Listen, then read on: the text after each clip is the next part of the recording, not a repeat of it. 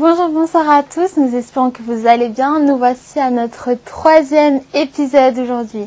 Nous avons l'honneur d'accueillir notre sœur Philippine. Est-ce que tu vas bien, Philippine? Ça va, merci par la grâce de Dieu. Super, gloire à Dieu. Nous accueillons aussi l'apôtre Alain qui va nous accompagner. Est-ce que vous allez bien? Bonjour, merci, Dieu fait grâce. Super. Du coup, nous vous accueillons aujourd'hui pour vous demander qu'est-ce que vous avez à nous apporter aujourd'hui? Quel est votre thème d'aujourd'hui? Gloire à Dieu, merci. Notre thème d'aujourd'hui, avant de commencer, j'aimerais remercier nos bien-aimés qui nous ont suivis la fois dernière. Gloire à Dieu, vraiment, parce que nous avons vu quelques réactions dont nous avons répondu également. Le thème d'aujourd'hui, c'est les mystères de moi et lui. Quand je dis le mystère de moi et lui, c'est pas de lui et moi, mais de moi et lui. Ok. C'est très intéressant. Philippine, tu as une question par rapport à ça? Oui, parce que du coup, vous nous énoncez en fait votre thème, apôtre, mais qu'est-ce que ça veut dire en fait lorsque vous parlez du mystère de moi et lui? Quel est ce mystère-là dont vous parlez? Et dans un second temps, du coup, moi et lui, de qui s'agit-il? Bon, quand je dis le mystère de moi et lui, je disais, tout mystère renferme un trésor. Mais sauf que le mystère dépend. Mystère de quoi? Un mystère en soi peut ou ne pas avoir un sens. Mais quand je dis le mystère de moi et lui, je pense que c'est le moi et lui qui vont définir le mystère, de quoi il s'agit. D'accord. Donc c'est les moi et lui, nous allons les découvrir tout à l'heure. Comme je dis, tout mystère renferme un trésor. Sauf que le trésor là, je pense que c'est qu'on va y rentrer pour découvrir ensemble. Nous avons beaucoup de textes dans la Bible sont codés, où il y a des versets que nous lisons, nous avons du mal à les décoder. Ne sachant pas l'origine, l'idée du texte, comment ça a été dit, et surtout que dans la Bible, nous savons il y a des choses qui sont historiques, il y a des choses qui sont universelles, et il y a des choses aussi qui sont culturelles. Quand je parle culturel, il y a des choses qu'on a utilisées pour un peuple et données à un moment. Il y a des choses qui ont été universelles comme Jean 3,16. Il y a des choses aussi qui ont été historiques. Aujourd'hui, quand on lit l'histoire des enfants d'Israël, ça devient l'histoire pour nous, mais qui nous enseigne. Alors, si je peux bien répondre à la question, le mystère de moi et lui, d'abord, j'aimerais parler du mystère, expliquer d'abord du mystère avant de rentrer de moi et lui. Je vais prendre par exemple un exemple d'un verset de la Bible connu, Jean chapitre 8, verset 32. Pardon, la Bible dit, vous connaîtrez la vérité et la vérité vous affranchira. Le vrai problème, c'est, nous lisons simplement, vous connaîtrez la vérité vous affranchira. J'ai essayé de vérifier toutes les versions de la Bible, le peu que j'ai. Il y a une seule version qui parle simplement, vous comprendrez la vérité. Or, même moi j'avais un peu de souci, j'ai dit, c'est pas comprendre, mais c'est connaître. Vous connaîtrez la vérité. Le vrai problème, l'homme a sa manière d'utiliser le verbe connaître. Oui. Dieu utilise aussi le verbe connaître différemment. Et là, il y a un mystère, par exemple. Ce n'est pas notre sujet du jour, mais je voudrais simplement enlever l'équivoque. Quand la Bible dit « vous connaîtrez la vérité vous affranchira », il faut savoir comment Dieu utilise le verbe connaître et comment l'homme à sa compréhension du verbe connaître. Je peux prendre l'exemple de quelqu'un qui me suit maintenant. Je dis, est-ce que vous connaissez le pasteur Alain? Il dit, je vous connais. Pourquoi? Parce qu'il me voit. Il me regarde à la télé, il dit, je lui connais. Mais il connaît ma femme? Non. Il connaît mes enfants? Non. Il connaît où j'habite? Non. Mais il dit, il me connaît. Or, quand Dieu utilise le verbe connaître, est différent, par exemple, la Bible nous dit, Adam connut Ève, sa femme. Quand on dit Adam connut Ève, sa femme, et Ève devient enceinte, enfantant un enfant, vous allez voir que la connaissance là n'est pas de la même manière, que nous utilisons. On va prendre encore un deuxième exemple. Je vais prendre le cas de Marie, la mère de Jésus. C'était une femme vierge. L'ange apparaît, lui dit, bonjour Marie, vous êtes plein de grâce. Et le Seigneur lui annonce, ou l'ange lui annonce que tu auras un enfant et tu lui donneras le nom de Jésus. Marie dit, mais comment cela se fera-t-il? Parce que je ne connais pas d'homme. Est-ce que Marie ne connaissait pas son père? Marie ne connaissait pas les garçons qui étaient autour de lui. Il dit, je ne connais pas d'homme. Donc quand Marie dit, je ne connais pas d'homme, nous sommes en train de voir la connaissance de Marie. Ce n'est pas la connaissance comme nous disons, je connais un tel. Ils sont en train de parler de la connaissance d'une autre dimension. Et c'est-à-dire, c'est l'intimité. Et c'est ainsi que la Bible utilise le verbe connaître. Maintenant, sauf, quand Marie dit, je ne connais pas d'homme, nous disons, vous connaîtrez la vérité. Laissez-moi vous dire, il y a deux types de connaissances. Nous avons la connaissance mentale et nous avons la connaissance que je garde. Je vais vous prendre un exemple pour, j'aimerais vraiment que le mot mystère soit bien dévoilé. Je vais prendre un exemple. Vous deux, vous êtes mes enfants. Je prends un piment, je donne à toi, la petite sœur, mange. Tu manges. En mangeant les piments, ça pique papa, ça fait mal papa, ça pique. Je prends le même piment parce que tu ne l'as pas fini, je donne à ta sœur. Mange. Ta sœur, il dit non, je ne mange pas. Pourquoi? Il dit non, ça pique. Ça pique, ça pique. Et quand une troisième personne viendra pour manger les piments, vous deux, vous allez dire, il ne faut pas manger, ça pique. Et ta sœur peut être plus convaincante que toi. Que attention, le piment pique. Et toi, tu peux dire à quelqu'un, à la personne, ne mange pas, ça pique. Et puis tu abandonnes. Mais ta sœur peut continuer d'insister. Ne mange pas. Parce qu'elle a vu et a pleuré. Mais vous deux, vous avez la connaissance que le piment pique. Mais ta connaissance à toi et à elle, ce n'est pas la même chose. Elle a la connaissance mentale. Elle sait que le piment pique. Elle n'a jamais essayé. Elle n'a jamais goûté. Mais toi, tu sais que le piment pique. Mais toi, tu as la connaissance expérimentale. Tu as expérimenté les piments. Et elle n'a pas expérimenté les piments. Mais tout ce qu'elle sait, les piments piquent. Et qu'est-ce que je vais dire par là? Nous avons ce genre de chrétiens qui sont tellement nombreux à l'église, dans l'église du Seigneur, entre guillemets, chrétiens, qui parlent la langue, qui font tout, mais qui ont que la connaissance mentale. Mais ils n'ont pas la connaissance expérimentale. Donc quand Jésus dit, vous connaîtrez la vérité vous affranchira, c'est-à-dire vous rentrerez dans l'intimité avec moi, et quand je serai en intimité avec vous, c'est alors que vous serez libre.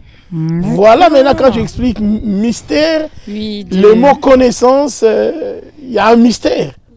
Et maintenant je reviens sur votre question, je voulais vraiment l'expliquer comme ça, pour que le mot mystère soit un peu dévoilé. Maintenant je vais rentrer dans le mystère moi et lui. Qui est moi? Qui est lui? C'est moi bien sûr, moi, Alain, mais le lui, c'est qui? Le lui, c'est pas Dieu. Le lui, c'est pas le Saint-Esprit. Le lui, c'est pas quelqu'un d'autre. Et le moi aussi, il faut que je les définisse. J'aimerais que nous puissions lire un peu la Bible dans le livre de Genèse pour répondre lui et moi. Genèse chapitre 1er, versets 26 à 27. Et nous allons prendre le chapitre 2 et verset 7 après. Mais on commence par Genèse chapitre 1er, le verset 26-27. Je lis la parole de Dieu dans Genèse chapitre 1 du verset 26 au verset 27. Il est écrit, puis Dieu dit, faisons les hommes de sorte qu'ils soient à notre image, qu'ils nous ressemblent, qu'ils dominent sur les poissons de la mer, sur les oiseaux du ciel, sur les bestiaux, sur toute la terre et sur tous les reptiles et les insectes. Alors je pense, là la sœur Philippine n'a pas utilisé Louis II. Non. C'est quelle version? Semeur. Semeur. Voilà, alors moi je vais lire dans la version Louis II. Puis Dieu dit, faisons l'homme à notre image, selon notre ressemblance, et qu'il domine sur le poisson de la mer, sur les oiseaux du ciel, sur le bétail, sur toute la terre, et sur tous les reptiles qui rampent sur la terre. Le verset 27, Dieu créa l'homme à son image. Il créa à l'image de Dieu, il créa l'homme et la femme. Alors je vais prendre, il y a une pensée, Dieu dit, faisons l'homme à notre image, c'est notre ressemblance. Le 27 nous dit, Dieu créa l'homme à son image. Et la Bible dit, il créa l'homme et la femme. La première des choses, je vais enlever une équivoque, c'est que l'homme et la femme ont été créés le même jour. L'homme et la femme ont été créés le même jour. Parce que d'habitude, on nous dit, oui, l'homme a été créé avant la femme, après. Non, la Bible dit, Dieu créa l'homme et la femme le même jour. Mais je pense que c'est le mystère que je suis en train de cacher qui fera que nous voyons. Par exemple, voilà, par exemple, quand Dieu dit, Dieu créa l'homme et la femme. Mais quand il crée l'homme et la femme, on ne voit pas la femme. On voit simplement l'homme. Oui. Or, la femme existait. Oui. Et le fait que cette femme-là qui existe, qui n'est pas visuelle, c'est ça que nous appelons mystère. D'accord. Dieu créa l'homme et la femme. Et nous allons prendre le chapitre 2, le verset 7, et je vais expliquer le moi et lui. Au deuxième chapitre, le verset 7, la Bible dit « L'Éternel Dieu forma l'homme de la poussière de la terre. Il souffla dans ses narines un souffle de vie et cet homme devint un être vivant. » Alors là, nous avons une chose. Genèse 1er, verset 26. Dieu créa l'homme à son image. Nous sommes au deuxième chapitre, le verset 7. L'Éternel Dieu forma l'homme de la poussière de la terre. Nous avons deux types que Dieu a créé l'homme. Dieu crée l'homme et Dieu forme l'homme. Je suis en train de dire Dieu créa. Et Dieu, au chapitre 2, verset 7, Dieu forma. Il y a une différence. Je ne sais pas si vous le constatez. Oui. C'est ça le moi et lui. Quand on dit Dieu créa l'homme à son image, ça je parle de moi. Le moi est créé. Moi, Alain, j'ai été créé à l'image de Dieu. Mais quand nous sommes au chapitre 2, verset 7, la Bible dit « L'Éternel Dieu forma l'homme de la poussière. » C'est lui. C'est lui. Comment? La Bible est en train de détailler. L'Éternel Dieu forma l'homme de la poussière de la terre.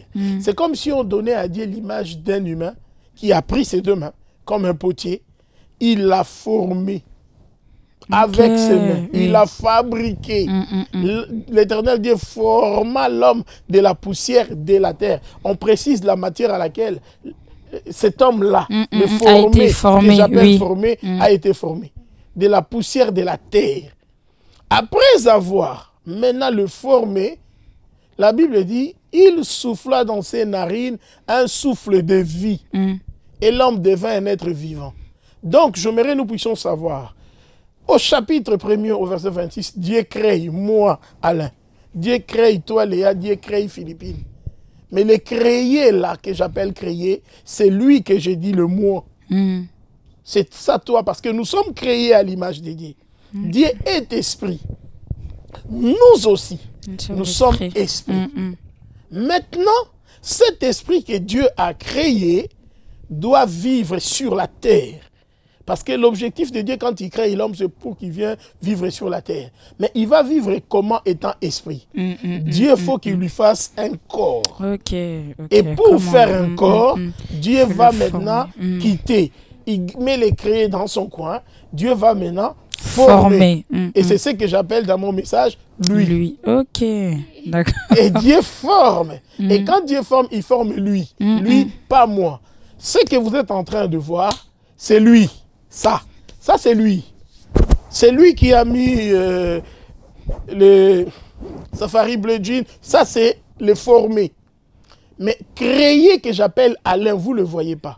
Vous l'entendez parler, mais vous ne le voyez pas parce qu'il est invisible. Il est invisible parce qu'il est créé à l'image de Dieu invisible. Amen. Donc, il a créé, il a formé. C'est ça que j'appelle le mystère de lui, et de moi et lui. Moi, le créé, lui, le formé. Maintenant, quand je dis le mystère de lui et moi, de créer et le former, nous devons distinguer qui est le formé, qui est le créé. Et le vrai problème aujourd'hui, chrétien, que nous sommes, quand nous sommes en train de faire les choses, nous faisons des choses comme le formé. Or, nous ne sommes pas formés, nous sommes les créés. Je ne sais pas si c'est clair jusque-là. On est en train de se confondre. Dans quel sens? Le problème de créer devient mon problème. Or, moi, je ne suis pas... Pardon, le problème de former devient mon problème. Or, nous n'avons pas de mêmes envies. Nous n'avons pas de mêmes désirs. Nous ne nourrissons pas de la même chose. Nous ne faisons pas partie du même royaume. Vous voyez? Alors, l'homme a été formé de la poussière. Lisons un verset qui va nous donner un peu plus de détails par rapport à ça. Dans le livre de Genèse, toujours, au chapitre, je pense, le chapitre 3. Genèse chapitre 3, je vous ai donné les textes. Oui, le verset 19. Verset 19. On peut lire Genèse 3, 19. Alors, Genèse 3, 19, j'ai lu la parole de Dieu. Amen. C'est à la sueur de ton visage que tu mangeras du pain, jusqu'à ce que tu retournes dans la terre d'où tu as été pris. Car tu es poussière, et tu retourneras dans la poussière. La Bible, elle est précise. C'est à la sueur de ton front. Là, Dieu parle à qui? À l'homme et aux formes. Ah non, non, non. Quand vous dites Dieu parle à l'homme, je ne suis pas trop d'accord. Dieu parle... J'aimerais que nous restons dans le lui et moi. Ça va nous aider. Dieu parle à lui. À lui, oui. C'est à la sueur de ton... C'est à la sueur de ton visage que tu mangeras le pain, jusqu'à ce que tu retourneras où? Dans la terre, dit Louis II, d'où tu as été pris, car tu es poussière, et tu retourneras dans la poussière. Alléluia. Amen. Ça j'aime bien, il dit tu es poussière. Tu retourneras dans la poussière. C'est qui? C'est lui. Et il y a un mystère. C'est pour ça que je dis, moi, je ne suis pas lui. Lui, ce n'est pas moi. Mais nous cohabitons. Amen, amen. Nous vivons ensemble.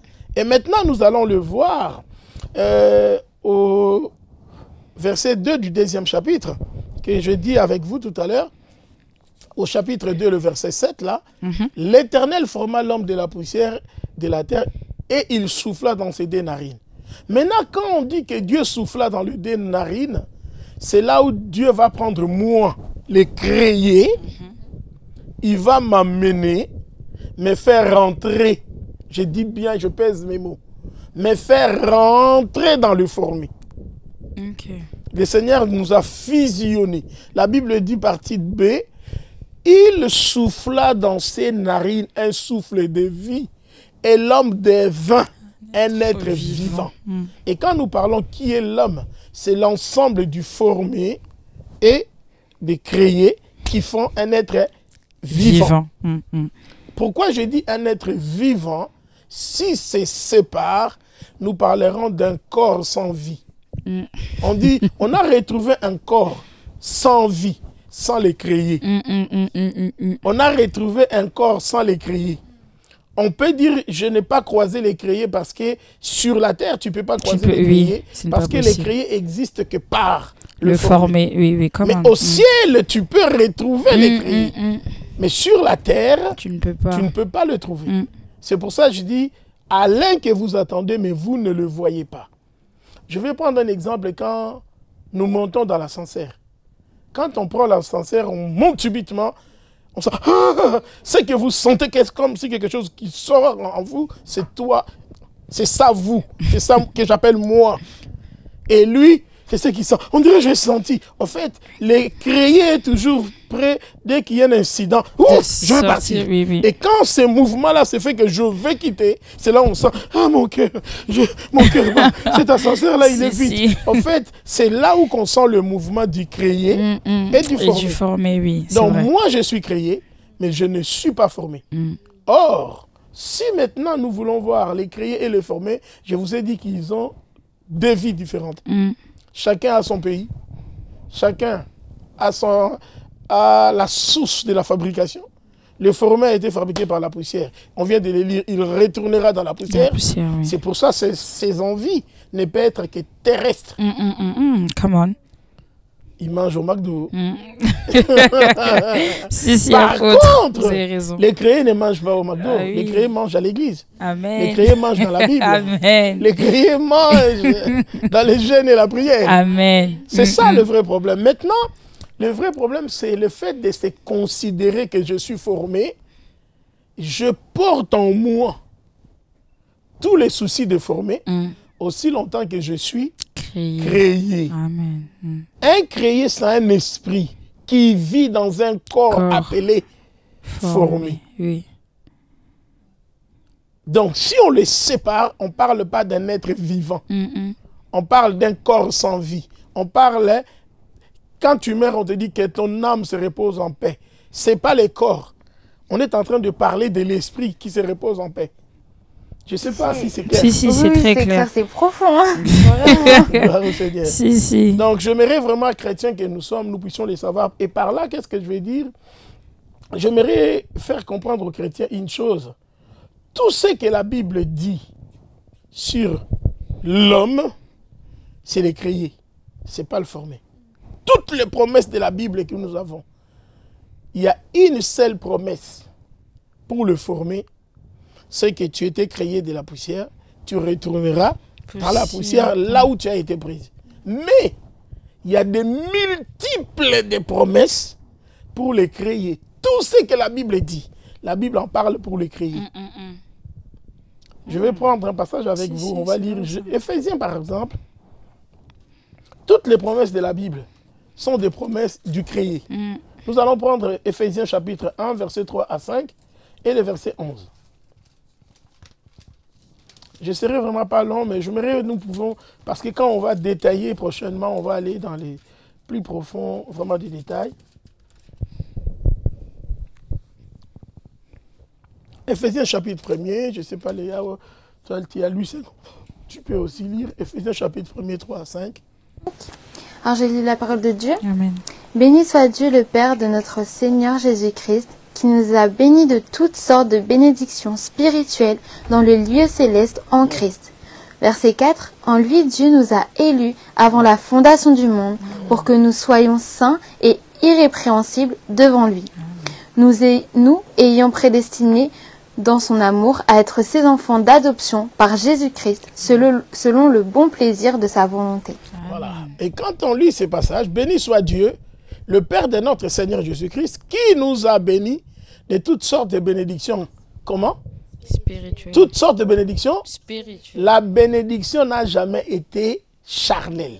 La bénédiction n'a jamais été physique. Mais quand nous touchons la bénédiction, c'est les conséquences de la bénédiction. Parce que la bénédiction, quand on dit je cherche ma bénédiction, Dieu m'a béni. Ça, c'est destiné à moi, les créés. Toute bénédiction, la Bible dit Dieu nous a bénis de toutes sortes de bénédictions. Mais quels sont ces genres de bénédictions? Des bénédictions spirituelles dans les lieux célestes en Christ. Là, le formé n'a pas droit. Il n'est pas là. Il n'existe pas. Ici même, on va dire, non simplement ça. La Bible dit au verset 4. En lui, Dieu nous a élus avant la fondation du monde. Là, on ne parle pas du formé. Là. Amen. En lui, Jésus, nous sommes encore dans le règne du Seigneur. Nous sommes encore... le monde n'est pas encore créé, mais moi, les créé, j'existais. La Bible dit, en lui, Dieu nous a élus. Je suis élu avant la fondation du monde. Là, Dieu ne m'a pas dit encore que j'ai un corps. Pour que nous soyons saints, irrépréhensibles devant lui. Le verset 5, nous ayant prédestinés dans son amour à être ses enfants d'adoption par Jésus-Christ, selon le bon plaisir de sa volonté. Dieu n'a pas consulté les hommes pour créer. Amen. C'est pour ça, si je me considère créé, je dis je suis béni. Qu'est-ce qui est béni? Ce n'est pas mon corps. C'est l'esprit qui est béni. Et dans la conséquence de vivre la bénédiction, les formés en profitent. Mais maintenant, nous prenons le problème de former, nous voulons en faire des problèmes de créer. Or, quand j'ai faim, c'est lui qui a faim. Ce n'est pas moi. Amen. Parce que nous ne mangeons pas de la même nourriture. Si. Amen. Et quand je vais prier, lui ne veut pas prier. Parce qu'il a faim. Quand je vais prier, lui ne veut pas prier. Parce qu'il est fatigué. C'est vrai. Or, lui, il ne se nourrit pas de la prière. C'est pour ça que j'aimerais aujourd'hui dire cette connaissance expérimentale de savoir je ne suis pas lui et lui n'est pas moi. Et ça m'aidera, ça nous aidera étant chrétiens de ne pas courir derrière la bénédiction parce que la bénédiction, on ne la cherche pas. Mais ça a été déjà préparé avant la fondation du monde. Et le verset 11 qu'on n'a pas lu, pour être rapide, la Bible dit au verset 11, en lui, nous sommes aussi devenus héritiers ayant été prédestinés suivant la résolution de celui qui opère toutes choses d'après les conseils de sa volonté. Dieu, la Bible dit en lui, Dieu nous a prédestinés Et il a pris la résolution. Donc Dieu a décidé avant les 18 août sera né un monsieur Mbengi Lutumba Alain qui va être apôtre dans télé. C'est avant que le monde soit. Amen. Je ne peux pas les chercher. Ça a été déjà destiné. Avant, mais il faut savoir que moi je suis moi, lui il est lui. Amen. Ne confondons pas les choses. Et il y a des choses que nous cherchons aujourd'hui, les chrétiens cherchent, comme je disais la fois passée, moi je cherche des connexions, moi je cherche des hommes de Dieu qui vont m'élever. Non, celui qui cherche à être élevé, c'est lui. Amen. Moi, je n'ai pas besoin de l'élévation parce que j'ai été prévu avant la fondation du monde. Donc le vrai travail, vraiment de connaître, de se séparer, lui et moi. Nous ne sommes pas la même personne. Oui. Mais j'aurais une petite question, parce que du coup vous dites qu'il y a une différence entre donc lui et moi, donc une différence entre l'esprit et le corps. Mais pour moi, s'il n'y a pas l'une, eh ben, j'existe plus en vrai. Voilà. Maintenant, il y a une chose quand il dit, s'il n'y a pas l'une, je n'existe pas en vrai. Tu existais avant la fondation du monde. Amen. Dit la Bible. En lui, Dieu nous a élis quand? Avant la fondation du monde. Tu existais où? C'est pour ça que je vous ai fait lire Éphésiens. D'après les conseils de sa volonté, il a résolu lui-même. J'ai créé Léa, mais je ne vais pas les sortir maintenant. C'est pour ça que je vous ai dit tout à l'heure que l'homme et la femme ont été créés le même jour. Dieu a créé l'homme et la femme. Il dit, la femme, toi, tu attends. C'est quand l'homme a fini maintenant de donner les noms à tous les animaux, il est triste. Il dit, mais comment je vais faire? Le Seigneur, il dit, ah, ton problème, tu t'inquiètes parce que tu es seul. D'accord, maintenant je vais sortir l'autre. Mais la Bible dit, Dieu a créé. Maintenant, quant à la femme, Dieu ne l'a plus créée. La Bible dit, Dieu va prendre l'os qui était du côté de l'homme, il forma. Il renferma la chair et elle devient un être vivant. Donc la femme n'a pas été plus créée parce qu'elle a été créée au même moment que l'homme. Oui. Mais Dieu a renfermé la chair. Et la femme devient un être vivant. Donc pour la femme, elle a été faite au même moment, mais Dieu est gardé. Alors maintenant, j'aimerais que nous lisons un passage biblique qui peut nous aider. Marc chapitre 11, le verset 24. C'est un texte que nous connaissons très bien.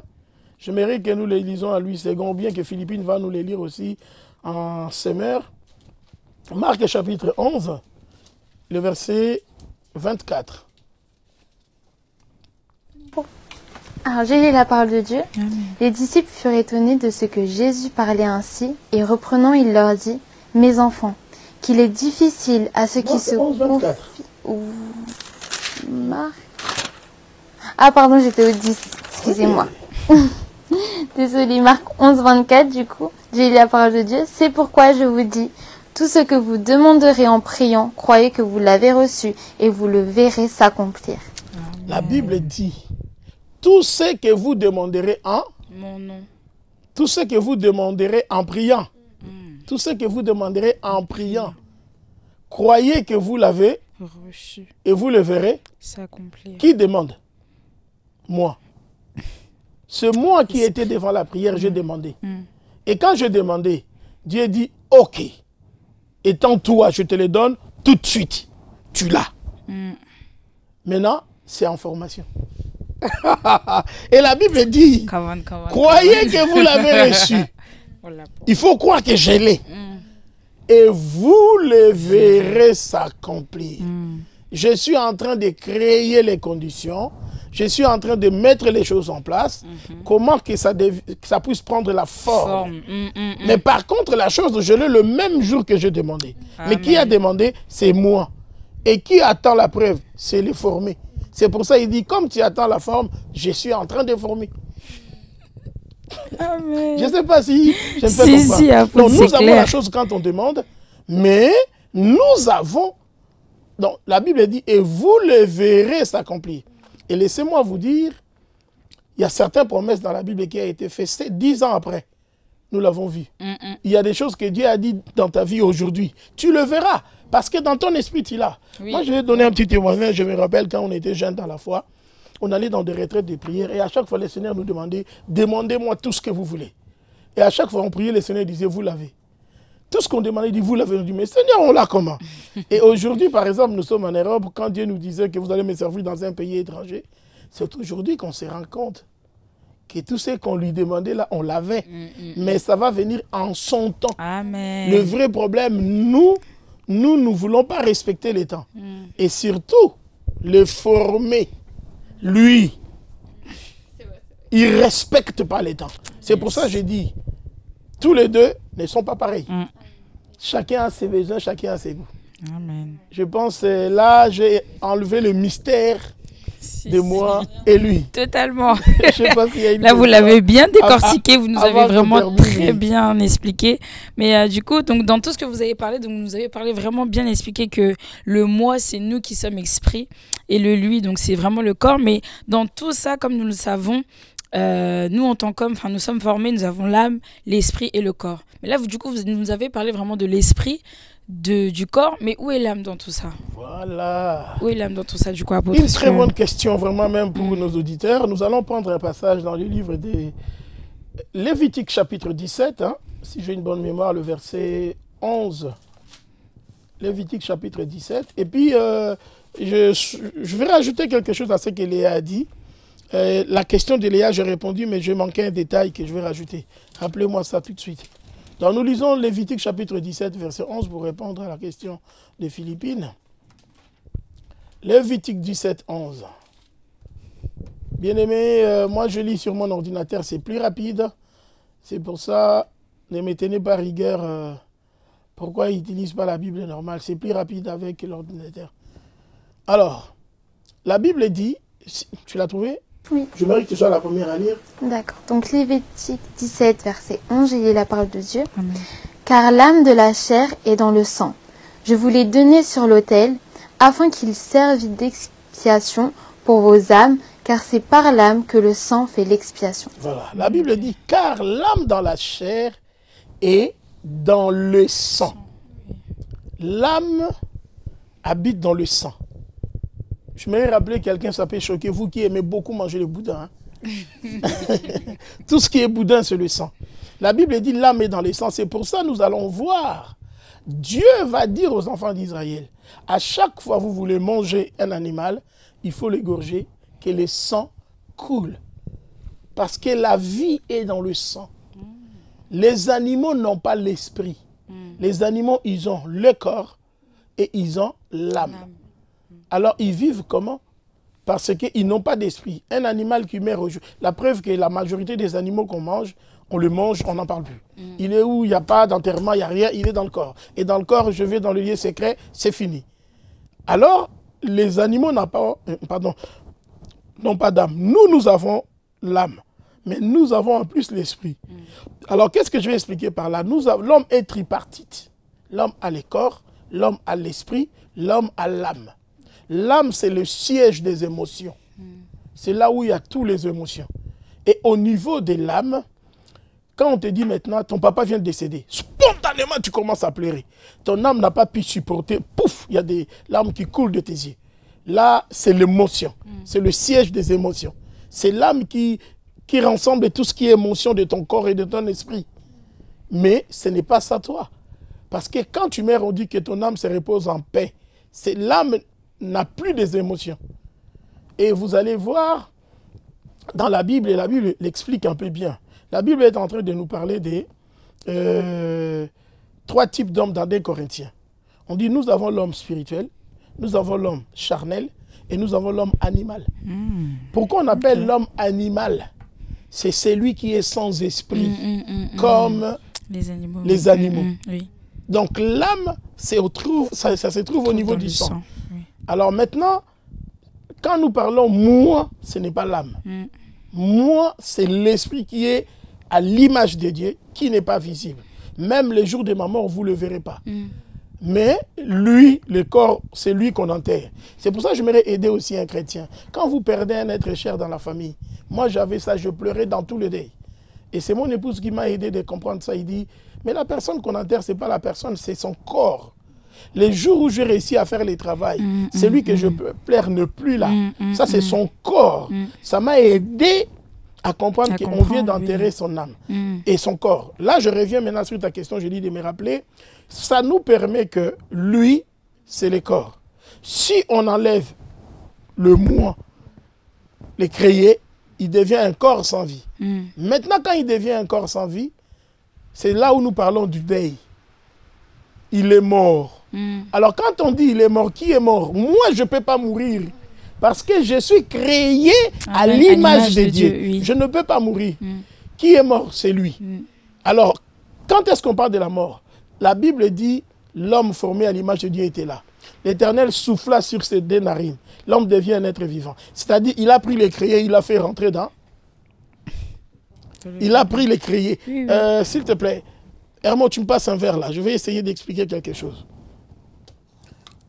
On va voir quelque chose là, que je vais essayer de le donner dans la pratique. Ici, nous avons le formé. Et le créé n'est pas dans ce verre, mais il est à l'intérieur. Dieu forma l'homme de la poussière. Lui, moi. Moi, ce n'est pas le gobelet. C'est ce qui est le contenu qui est dans le gobelet. Maintenant, l'Éternel vient, il souffla. Il fait rentrer qui? Le créé. Il fait rentrer les créés dans le formé. On ne parle plus de ça. Maintenant, l'homme devient un être vivant. Ça, quand on parle de l'homme, il y a le corps, il y a l'esprit. Maintenant, qu'est-ce qui se fait? Parce que j'ai mis les créés à l'intérieur, maintenant, quand le créé fait ça, il est mort. Il est un corps sans vie. C'est-à-dire, le créé est rentré, le créé est sorti. Alors, le jour de la mort, je ne suis pas mort, mais je suis sorti. Amen. Donc, quand on dit que quelqu'un est mort, c'est mort pour les terrestres. Oui. Mais pour Dieu, on m'avait mis là-bas. Maintenant, je suis sorti. Pourquoi je suis sorti? Parce que lui, il a un délai. Amen. Ça, c'est vrai. La Bible dit les jours de l'homme est de 70 ans. Les plus robustes ont 80. Donc, le robuste qu'on parle, c'est les robustes du corps, pas les robustes de l'esprit. Mais l'esprit n'est pas limité. Mais amen, maintenant, amen. Vous allez voir qu'à un certain moment, lui, il dit, j'ai mal au dos, je commence à me fatiguer parce que j'ai 60 ans, parce qu'il est limité. Mais l'esprit n'est pas limité. C'est pour ça qu'il dit, bon, comme toi, tu es trop limité, tu es trop fatigué, bon, je vais te faire reposer. Il te fait reposer comment? Il te fait sortir. Maintenant, les gens, ils disent, il est mort. Non, il est sorti. Amen. Je pense que ça a donné quelqu'un. Et maintenant, du coup, il faut commencer à voir. Non, ce dernier temps, je de faiblesse. Ce dernier temps, il ne veut pas briller. Ce dernier temps. Et c'est pour ça, à un certain moment, quand les corps, lui, sont ensemble avec l'âme, ils font une force. Ils veulent te diriger. Ils veulent te montrer, toi, tu es tout seul. Mais maintenant, nous, on est là. On va voir. Non, c'est pour ça, à un moment donné, il faut lui imposer des choses. Amen. Vous deux là, vous n'allez pas manger pendant 3 jours. Je vais chercher la face de Dieu. Moi, je vais devant la face de Dieu. Amen. Pendant que lui là, c'est pour ça la Bible nous dit, quand je suis en train de jeûner, moi, je suis en train de me renouveler. Lui, il est en train de maigrir. Et quand lui, il va manger, lui, il devient gros, moi, je maigris. Il y a vraiment le travail de lui et moi. Et ce qui nous tue, nous prenons ces problèmes à lui, nous faisons notre problème à moi, qui n'est pas mon problème. Or, moi, j'ai des souhaits qui est différent de lui. Lui, il a laissé. Pour ça, la Bible dira même dans le livre des Galates, pour ne pas l'appeler lui. La Bible dit, marchez sans l'esprit et vous n'accomplirez pas les désirs de la chair. Donc, ces désirs à lui, la chair. Si ces choses sont claires, ça va beaucoup nous aider. Amen. Amen. Et je comptais les clôturer comment? J'aimerais les clôturer dans une différence que je fais. Bien aimé, quand j'évoque ce que je vais dire maintenant, ce n'est pas par orgueil. Je suis un chrétien de très très longue date. Si je fais ces émissions-là, je voulais partager mes expériences avec des nouveaux chrétiens, des nouveaux serviteurs de Dieu. Dieu m'a appelé vers les années 82. Aujourd'hui dont je parle, je suis dans les 40, on va dire, 6 ans de vie chrétienne. Alors, j'ai remarqué ça avec les fidèles de l'Église. Quand vous enseignez la parole de Dieu à une catégorie, à une certaine génération de mon âge, aujourd'hui, nous avons du mal que ces gens-là viennent au Seigneur, ou ils viennent au Seigneur, mais ils ne se convertissent pas à fond. Parce qu'il a vécu 15 ans, 20 ans dans le péché, dans une vie. Et maintenant, quand il va apprendre les Seigneurs, il va se donner, mais il a du mal. Et je l'ai vu avec ma fille aînée, qui me disait à un moment donné, papa, tu sais la différence avec vous? C'est que vous, vous avez commencé avec Dieu tardivement. Et vous savez déjà c'est quoi la vie du péché. Nous, on a commencé avec Jésus dès le bas âge. C'est-à-dire, on trouve tout, on dirait c'est automatique, on dirait c'est spontané. Et vous allez les remarquer dans le langage de nos enfants et nous. Un enfant, moi je me rappelle mon dernier fils, il était tellement jeune, 4-5 ans, on allait quelque part et il avait besoin de faire ses besoins. Et j'arrête la voiture quelque part, c'était pas dans des toilettes publiques. On sort, je lui dis, allez, fais pipi. Il dit, mais papa, je peux pas. Je lui dis, mais vas-y, il dit, mais je peux pas. Et moi, je l'ai forcé, mais on est dans la brousse, tu fais. Et jusqu'à ce qu'il dit, papa, je peux pas. Et je le fais rentrer dans la voiture. Et après, je lui dis, tu as envie? J'ai plus envie. Qu'est-ce qui lui a coupé l'envie? Les liens n'étaient pas appropriés. Je ne peux pas faire ça. Mais quant à nous, on n'a pas besoin de nous aider. Quand je dis nous, de grandes personnes, tu peux voir du monde, mais j'ai besoin, il faut que je me soulage. Et nous, on fait quelque part. Quelle est la différence? Il a grandi dans une atmosphère, il a grandi avec des gens qui savent on ne peut pas uriner n'importe où, on ne peut pas faire n'importe quoi. C'est différent. Et c'est pour ça, aidez vos enfants à connaître les Seigneurs de le bas âge. Amen. Aidez les enfants à connaître les Seigneurs maintenant. S'il a 20 ans du péché, il sait faire la différence. À nos enfants, quelqu'un t'appelle au téléphone, dis-lui papa n'est pas là. Il prend le téléphone, il dit, papa a dit il n'est pas là. Parce qu'il ne s'est pas trompé. Il faut que toi, quand on te dit papa n'est pas là, il faut dire papa n'est pas là. Il ne faut pas dire papa a dit il n'est pas là. Donc on leur apprend même à mentir, à faire des choses, parce qu'ils ont commencé une vie nouvelle, ils ne savent pas trop. On dirait que ça s'apprend. Mais nous sommes obligés par moment de mentir bien, de composer l'histoire, de donner des preuves, parce qu'on a vécu les deux côtés. Voilà la différence. Je pense que quelqu'un est soutenu ce matin ou cet après-midi. Voilà ce que je pensais vous amener, le mystère de moi et vous, le mystère de la chair et de l'esprit, les mystères du créé et du formé. Vous pouvez poser toutes vos questions que vous voulez, écrivez vos questions, comme la fois passée on en a eu, on peut répondre.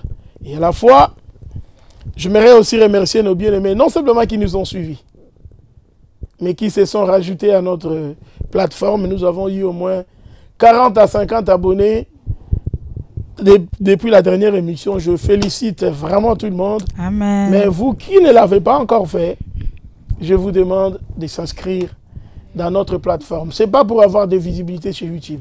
Ce n'est pas pour être payé. Vous savez, pour être payé, il faut avoir dans des millions, dans des milliers. Mais tout ce que je demande, plus YouTube voit qu'il y a plus des abonnés, ça nous permet aussi de garder nos émissions et de s'exprimer librement.